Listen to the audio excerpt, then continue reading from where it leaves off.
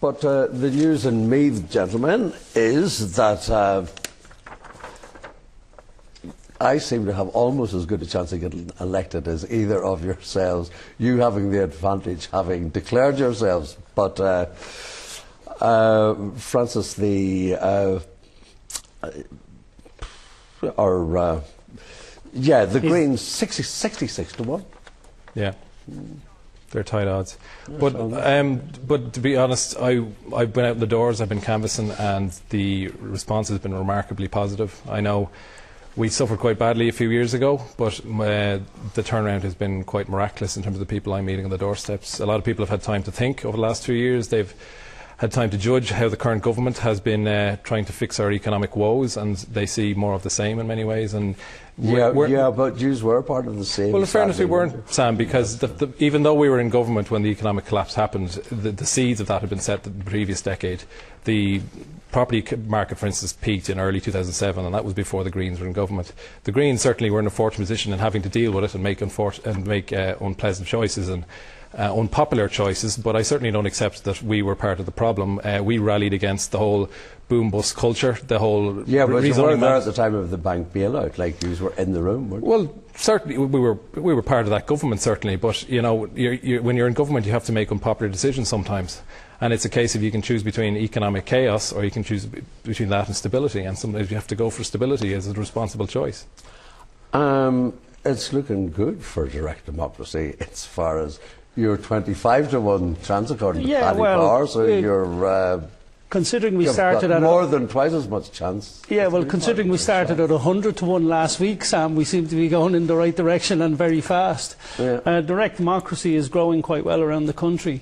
We only launched just before Christmas, but the idea of it really appeals to the people on the doors, because the people feel disenfranchised from the government. They don't feel the government represents them, and really the truth of the matter is the government does not represent the people. And there's real hurt and real pain out there. Like before they would say to you, oh, there's pain, this was cut and that was cut. But now you actually have, like a school teacher told me the other day, that she has noticed some children in school and they're actually, you know, asking others for some of their lunch. It has gone that bad. There's 2 suicides a day in the country. That means before the election now there'll be 15 people dead before the election. From suicide. That's not the most upbeat campaigning that I've heard of. No, it's not. But so the upbeat part, I mean, that's the disaster we are in now, and that's why people feel disenchanted. That's why there's anger on the door. So what we're getting on the door is that people are basically about to run you from the door until you say, we're a new political party. I'm not a politician. Yes, well, I'm not a politician, thank God. But the thing about direct democracy is it gives everybody a say. But what's the difference between you and running as an independent? OK, I could have ran as an independent. It would have been a much easier route for me. But I took the more difficult decision to set up a political party, not because there's such a void for one in Ireland at the minute, but I wanted to set up one that would make real change. So I could have done it the easy way, but independents don't really have a say. And that's the feedback we were getting, that independents' vote is a wasted vote.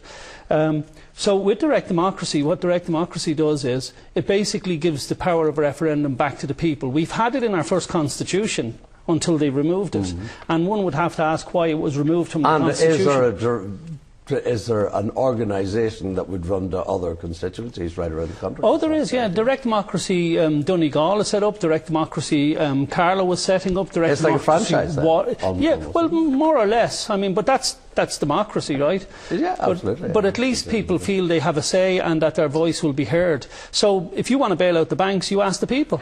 Sean, you got it very hard in the night. Not as hard, by the way, as your colleagues did last week from Vincent Browne, who was sat here.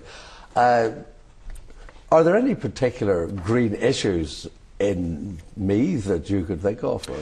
Well, a lot of the problems in Meath East are the boom time problems, and those problems. Everybody wanted the motorways, didn't they? Well, I'm not talking about the motorways. I'm talking about in terms of building thousands of houses with absolutely no facilities. The problems that go with that. We have electricity brownouts, lack of water, lack of clean water, sewage problems, and these are all problems that we have to deal with them now. Obviously, the ones that the legacy that we're left with. But we also have to make sure this stuff doesn't happen again, because I think in some ways that's one of the big failings of the current government. In many ways, they seem like they want to rewind back to 2007 and just continue as usual. They want the economic crisis to go away. See, a lot of people probably were you not a bit of an add-on luxury during the boom years, a sort of conscience thing? Say, oh yeah, you know, it really would be nice to be green. But then when the money goes, people's conscience sort of leaves them too. Well, I wouldn't say we were just a boom. Maybe we weren't very good in communicating our message in some ways. No, but I certainly think the green philosophy is the ultimate one for the future.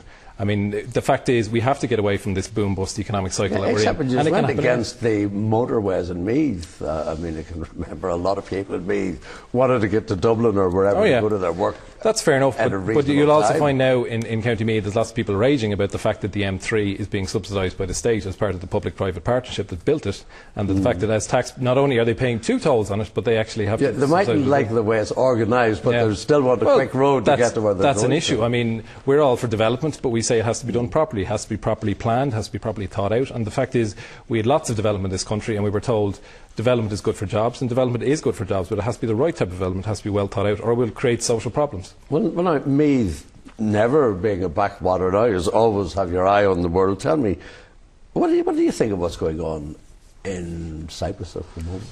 Well, I think Europe has been run by people who do not respect democracy, the rule of law, or the basic principles on which the Western civilization was built.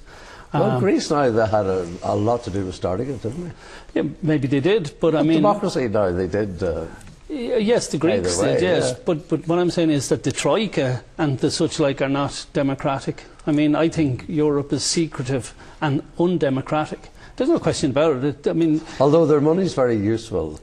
You know, every year when we needed to pay the nurses and the doctors and so on. Yeah, it is. But I mean, like at the same time, you have the Troika lending us money to bail out Troika banks.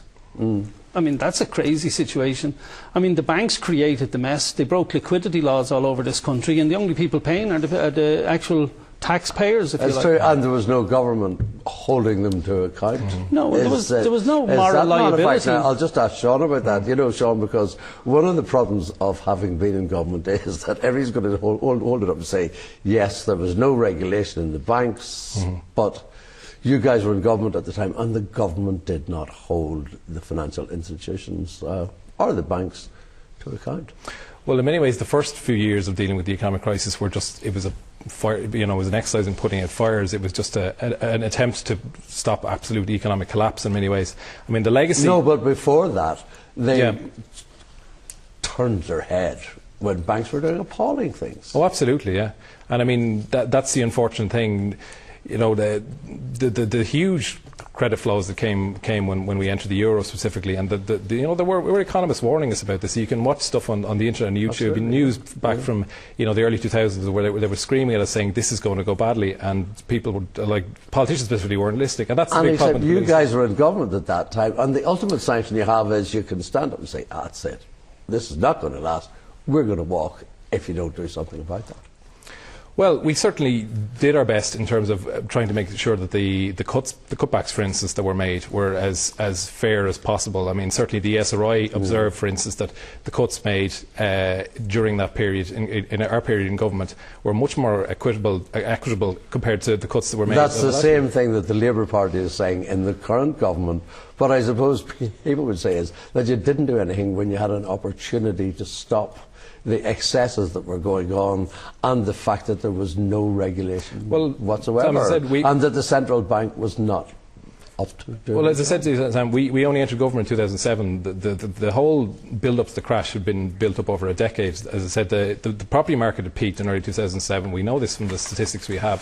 And there was no magic wands the Greens could wave to stop the economic crash from happening. The only thing we could be was part of the solution when it actually hit, because clearly, you know, things like, as I said, you know, there were bad economic policies in Ireland, but it had its international context, and that has to be considered, that there was a limited amount you can do when you're completely dependent on foreign credit flows.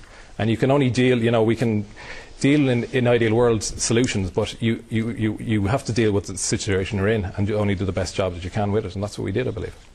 Well, you might have heard there in the background a lot of rustling and bustling. That was me shuffling paper and losing all your tweets and calls and so on. But anyway, that's all for tonight. For more on tonight's show, you log on to tv3.ie. The weather's next, so from us tonight, good night.